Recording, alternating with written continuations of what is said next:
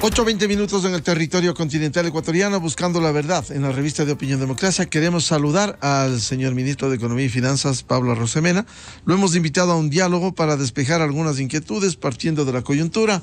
Hace poco hubo reuniones con miembros de los organismos multilaterales. Queremos conocer de primera mano cómo ha ido y qué anuncio se puede hacer al país respecto de estas relaciones tan importantes que le auxilian al Ecuador. Muy buen día, ministro Arosemena. Muy buenos días, Miguel. Un saludo para ti, para la cabina y para todos los seguidores y radioescuchas de Radio Democracia. ¿Cómo han ido esos contactos con los multilaterales? Primero, sí quisiera expresar nuestra solidaridad con lo que sucede en Carchi y que se sepa porque del Ministerio de Economía y Finanzas, siguiendo los lineamientos del presidente de la República, daremos todo el soporte necesario para poder salir adelante.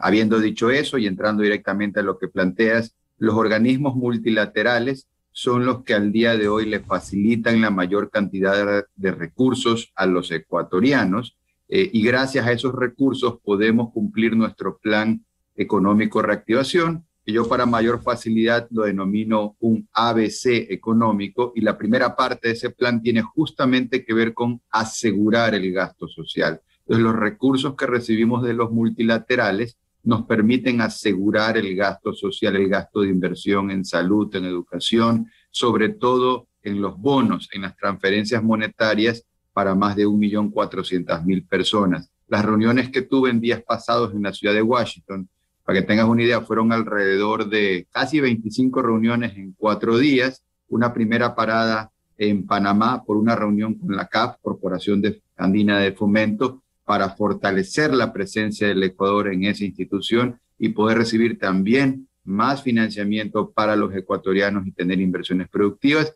Y luego fuimos directamente a Washington, donde nos reunimos con los principales, la directora principal a nivel mundial del Fondo Monetario Internacional, nos reunimos con el presidente del Banco Interamericano de Desarrollo, el BID, los principales del Banco Mundial, y otras instituciones como el Tesoro Americano, la DFC, IFC, BitLab, BitInvest, instituciones que no solo dan recursos para el gasto social de los gobiernos, sino instituciones que también facilitan recursos para inversiones productivas del sector privado. Entonces, en resumen, te diría que fue una agenda intensa, de alto impacto y muy positiva, toda vez que no solo en lo cualitativo tuvimos una buena relación de fortalecimiento de la relación Ecuador con los multilaterales, sirvió también para poder contar cómo sigue avanzando el plan económico de la reactivación, sino que además, como corolario, podemos evidenciar que luego de la visita inclusive bajó el riesgo país,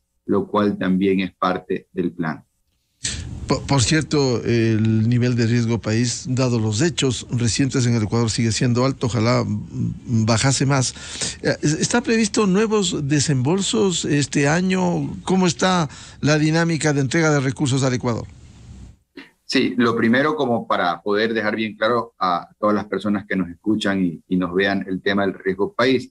El riesgo país viene a ser este termómetro o indicador donde las personas que están afuera del Ecuador perciben qué tanta seriedad hay en el país para poder cumplir con sus obligaciones. Entonces se miden una serie de factores. En el Ecuador, la caída más dramática del riesgo país en los tiempos recientes fue cuando nuestro presidente de la República gana las elecciones allá por el 11 de abril del 2021. El riesgo país cayó alrededor de 400 puntos. Eso a nivel internacional se acuñó como el efecto Lazo y se mantuvo bajo durante prácticamente un año hasta hace un mes que tuvimos las paralizaciones, que más allá, digamos, del costo económico por el lucro cesante para las ventas, las destrucciones en el sector público y en el sector privado, tuvo el costo adicional de elevar el riesgo país y llegó hasta estar alrededor de 1.600 puntos. Luego esta visita, el riesgo país ha bajado alrededor de 1.200 y pico de puntos. Una baja considerable, pero efectivamente, como tú muy bien lo dices, ese riesgo país debe seguir bajando para que el Ecuador tenga como posibilidad, no este año, que no lo necesitamos, pero eventualmente en subsiguientes años poder considerar salir a los mercados. En este punto del camino, hablando del 2022, que es un año que lo tenemos ya bastante bien financiado, efectivamente todavía faltan algunos desembolsos más de los compromisos que tenemos con multilaterales para recibir recursos que nos permitan seguir asegurando la inversión social. Específicamente, hay pendientes recursos que vienen de Banco Mundial, BID, y también del Fondo Monetario Internacional. Vale la pena decir que este año, en diciembre, estaríamos culminando el acuerdo con el Fondo Monetario Internacional y sería una muy buena señal justamente para el mundo internacional que el Ecuador, en más de ya 2 décadas, que no lograba culminar un acuerdo, pues el Ecuador está siendo manejado con la seriedad que le caracteriza al presidente Guillermo Lasso, y eso nos posibilita poder llegar a finish, a cumplir ese acuerdo con el Fondo Monetario, y eso es una buena cosa para los ecuatorianos, porque si quisiéramos salir a los mercados el próximo año, eso nos da una suerte de aval que nos permite salir con mucha más fuerza. Este año es un año que lo tenemos financiado. Los recursos no sobran, Miguel. Yo he dicho, y quiero resaltar aquí la palabra escasos. La esencia de nuestro manejo económico es la asignación eficiente de recursos escasos. Los recursos son muy escasos. Tenemos que ser muy prudentes con la utilización de los recursos para poder seguir reactivando nuestra economía. ¿Hay alguna cifra de los desembolsos pendientes de este año por un lado y por otro? Si bien es importante estos acuerdos, dadas las condiciones económicas que le dan al Ecuador, lo importante, y esta ha sido una falla de las últimas décadas del Ecuador como país, el incumplimiento de esos acuerdos a los que se han llegado. ¿Cómo garantizar no solo llegar al acuerdo, sino cumplir esos acuerdos? De acuerdo. Mira, te diría 3 cosas. Lo primero, el último desembolso del Fondo Monetario sería alrededor de $700 millones hacia finales de este año, toda vez de que logremos cumplir este acuerdo, que como estamos diciendo sería algo histórico, porque en décadas esto no se ha logrado. Entonces, eso hablaría muy bien de la capacidad que tenemos los ecuatorianos para poner en orden nuestra economía. Primera cosa. Segunda cosa, también tenemos otros recursos provenientes de multilaterales como el Banco Mundial por alrededor de $500 millones. Tercera cosa, creo que es importante insistir en que los recursos son escasos, porque recordemos que cuando arranca este gobierno, ya de partida, producto de, digámoslo así, de la despilfarra del pasado, tenías un gobierno que estaba gastando más que lo que le ingresaba, por una diferencia de $7.000 millones aproximadamente. Ese es el déficit fiscal. Gran trabajo definido por el presidente de la República de poner en orden la economía ha permitido ir cerrando esa brecha. Al día de hoy, alrededor de 2.500 millones. Entonces, 7.000 millones de un hueco gigantesco se lo ha ido reduciendo.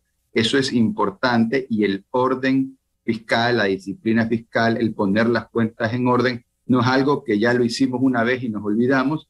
Yo he dicho que es como la higiene personal. Es algo que lo hacemos todos los días. No es que ya lo hice, sino que todos los días vamos manteniendo el orden en la economía, con un enfoque en lo social. Ese es el corazón de nuestro plan económico de reactivación.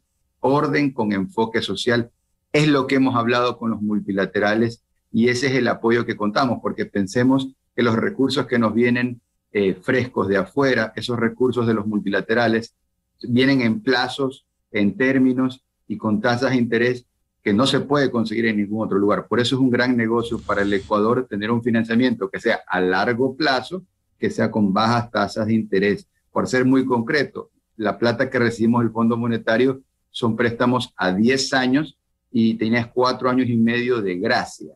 Entonces, eso te permite tener cierto oxígeno para poder trasladar ese oxígeno en la cadena productiva ecuatoriana. Así que los recursos son escasos, tenemos que priorizar esos recursos, vamos a ir cerrando poco a poco esa brecha del déficit, y nuestra visión de mediano, de largo plazo, es poder tener un presupuesto que ya no sea deficitario, sino que inclusive tenga un superávit, y que esos superávit permitan ir abonando y matando las deudas históricas que tiene el Ecuador, deudas del pasado, que independientemente que hayan sido contraídas por gobiernos anteriores, nuestra visión es tener una economía seria que vaya saldando todas sus deudas a la par que va manteniendo un acento en la inversión social. Cuando habla el ministro Arosemena de escasos recursos y manejo austero de esos dineros, ¿cómo está la caja fiscal? Las sabiendas de que este año ha sido bueno para el ingreso por la vía petrolera, un presupuesto de $59 del barril y a momentos ha estado alrededor de los $100 el barril. Por cierto, con una carga, porque también sube la importación de los derivados del petróleo. Sí, adicional, Miguel, yo te diría dos cosas más. Lo primero, se conoce, pero es importante reiterarlo, el precio del petróleo es muy volátil, tiene el comportamiento de similar a una persona que sea muy temperamental, ¿no? Entonces tiene estos altos y bajos y eso lo hace hasta cierto punto impredecible.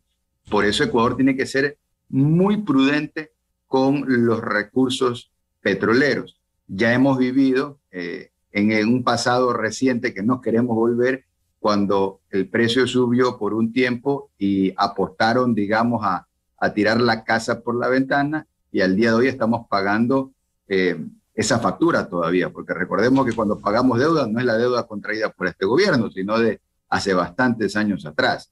Entonces, lo primero, el precio del petróleo es muy volátil, razón para ser muy prudentes. Lo segundo, y ya dando números, cuando arrancó este año, tuvimos la rotura del SOTE y del OCP, que son las tuberías por donde pasa el petróleo. Esa rotura que le costó al país alrededor de $300 millones, y luego los 18 días de paralización en el mes de junio, de acuerdo a Petroecuador, tuvo un costo de un poco más de $200 millones. Hubieron como como más de 1.000 pozos petroleros que no pudieron bombear porque no les llegaba justamente el combustible, porque las vías estaban bloqueadas y no podían operar. Entonces, eso costó como 200 millones. Sumando rápidamente en números gruesos, tendríamos alrededor de $500 millones de pérdida en las rentas petroleras de este año por concepto, primero rotura de los oleoductos y después por la paralización del mes de junio. Entonces, cualquier adicional que tengamos tiene que ser visto a la luz de estas pérdidas que estamos arrastrando de este año. Por eso decimos, los recursos son escasos, los recursos no sobran, y toda asignación de recursos hay que hacerla con mucha prudencia, con mucha eficiencia. Lo que estamos haciendo es ponerle el foco, el acento en lo social. ¿Cómo lo hacemos? Hablaba hace un momento yo de este ABC de asegurar el gasto social. La segunda parte tiene que ver con bajar atrasos, me gustaría comentarte algo de eso, y la tercera parte tiene que ver con construir obra pública. Con respecto a bajar atrasos, hace unos días nos pusimos de acuerdo con los GATS, específicamente municipios y prefecturas que se aglutinan en la Asociación de Municipalidades del Ecuador, la AME, CONGA y CONGOPE, que son los gremios que aglutinan las prefecturas. Nos pusimos de acuerdo en cuál es el valor de una deuda histórica que gobiernos anteriores tenían con ellos. Y eso fue todo un trabajo en sí mismo, equipos técnicos de parte y parte, y llegamos a un número, $172 millones. Unos pensaban que era más, otros pensábamos que era menos, pero definimos ese número. Y eso ya fue, digamos, media batalla ganada. La segunda parte, definimos un cronograma de pagos arrancando en julio de este año y cerrando en julio del próximo año. Y lo tercero, pusimos plata donde estaban las palabras y ya hicimos el primer pago de alrededor de $15 millones, lo cual será en montos similares, promedio mensual durante un año, para poder saldar esos $172 millones, que eran deudas que tenía el gobierno por concepto de gobiernos anteriores con gobiernos seccionales, por temas de valores de IVA y también por competencias que habían sido trasladadas pero que no les habían dado los recursos. Entonces, eso es algo muy positivo. Adicionalmente, Miguel, les incrementamos el cupo de financiamiento a través del BEDE en $772 millones adicionales. Esa plata es única y exclusivamente para inversión productiva, para inversión en proyectos de agua potable,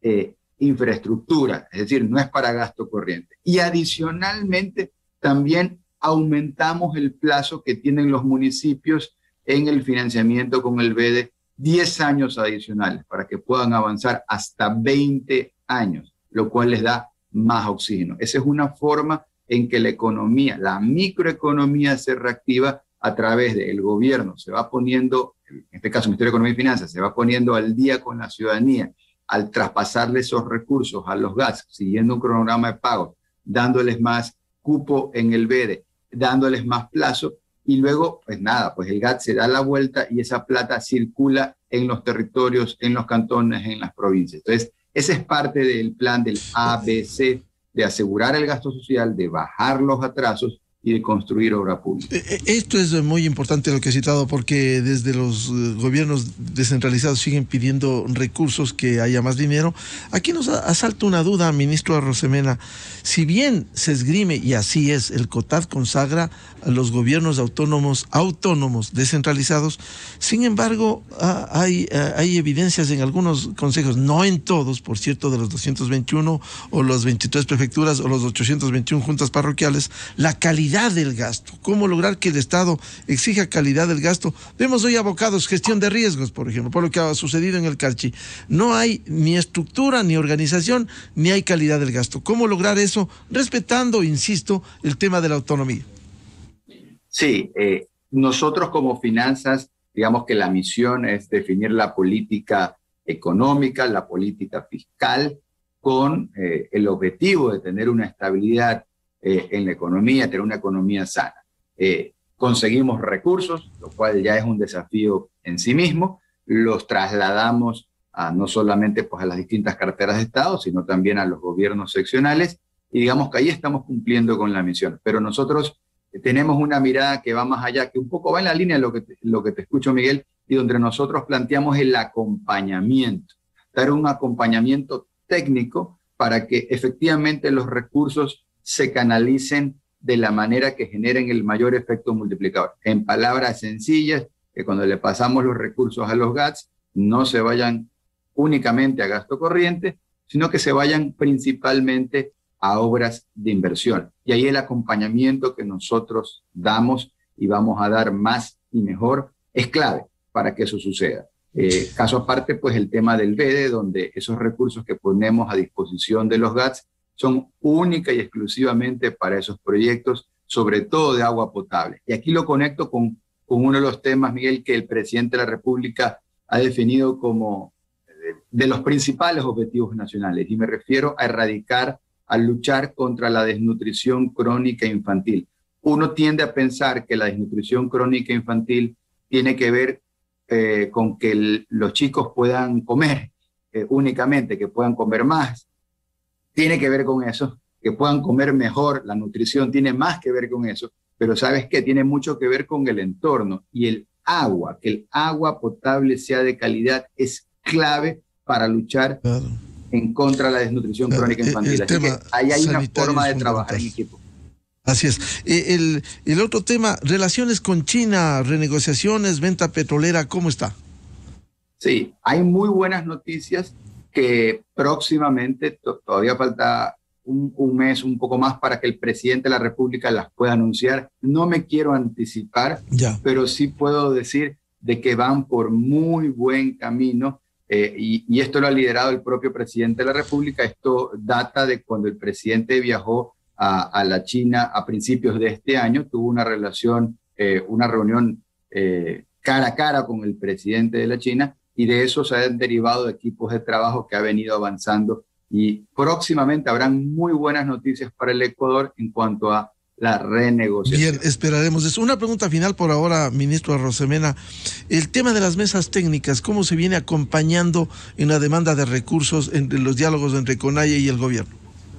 De acuerdo. El Ministerio de Economía y Finanzas hemos estado liderando la mesa de banca pública, banca privada, y esa mesa la hemos llevado a un feliz término de negociación. Nos hemos puesto de acuerdo, hemos escuchado, hemos sido empáticos y hemos podido llegar a un punto medio donde se da el oxígeno que se pide para poder reprogramar ciertas deudas con la banca pública, poder condonar algunas puntualmente otras y adicionalmente dar más crédito productivo. Son alrededor de $500 millones de crédito productivo, sobre todo para el sector rural, que se ha definido en esa mesa, y por eso pues se ha logrado tener un buen acuerdo. En otras mesas, como la de focalización de subsidios, la lidera en este caso el Ministerio de Hidrocarburos, pero obviamente Economía y Finanzas está ahí presente.